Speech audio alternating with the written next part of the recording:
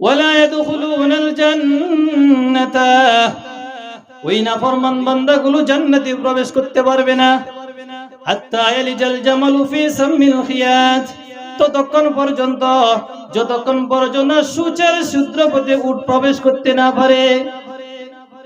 আল্লাহর কোরআন বলতেছে এরা জান্নাতে তখন ঢুকবে যেই দিন সূচের ছিদ্র দিয়ে, সুয়ের ছিদ্র ছিলেন তো এই পথ দিয়ে উট প্রবেশ করবে, এদের জন্য সেই দিন সম্ভব হবে। বলেন সম্ভব কোনদিন? সুতাই তো ঢুকাইতে পারে না, চশমা লাগে, আর উট নাকি গেলা গেছে। আল্লাহ তাআলা বলেন ওই নাফরমান বান্দা কোনদিন জান্নাতে ঢুকতে পারবে না। আল্লাহ কথাটা শক্ত করে বলছে যে এই জন্যই তাকিদ দিয়েছেন যে সূচের ছিদ্র দিয়ে উট কেন প্রবেশ করার জন্য কঠিন। আল্লাহ বুঝাইতে চাইতেছে এটা যতটা কঠিন, এটা যতটা মারাত্মক, ঠিক এদের জন্য জান্নাতে যাওয়া ততটা মারাত্মক আর কঠিন, ততটা মারাত্মক আর কঠিন। জাহান্নাম তো সবাই জানেন, জাহান্নাম কি শান্তির জায়গা? না, দুঃখ, কষ্ট, লাঞ্ছনা, অপমানিত ওই জায়গায়। জাহান্নামের থাকাকালীন এদের কষ্টের ভিতরে একটা কষ্ট হচ্ছে খিদার কষ্ট। ক্ষুধা লাগে না? ক্ষুধার কষ্ট, ঠান্ডার কষ্ট, আগুনের কষ্ট। দেখি এক দুইটা সময় হলে বলবো, যতটুকু বলতে পারি। এই নাফরমান বান্দা যখন আল্লাহর জমিন ভরে যাবে,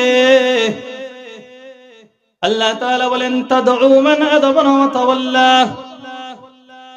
যারা সত্য সুন্দর থেকে দুনিয়ায় মুখ ফিরিয়ে নিয়েছিল, যেই সমস্ত বান্দারা সত্য জানার পরেও সত্যের উপর আমল করে না, সত্য সুন্দর জানার পর ওই সুন্দর উপর অটল থাকে না, আল্লাহ বলেন কিয়ামতের দিন ওই জাহান্নাম সেদিন তাদেরকে খুঁজে খুঁজে বের করবে। তাফসীরে কিতাবে উল্লেখ আছে ৭০,০০০ জাহান্নামের পায়ে হাতে বেরি লাগানো থাকবে, এরপরে ৭০,০০০ লাগাম সিরিয়া এদেরকে টুকায় টুকায় ধরবে। যে লোকগুলো কারা? ওয়া জামাআ ফাওয়া, যারা কি সত্য সুন্দর দিকে মুখ ফিরিয়ে নিত এবং মাল সম্পদের দিকে সারাক্ষণ বেড়াইতো, এগুলো সঞ্চয় করে রাখতো।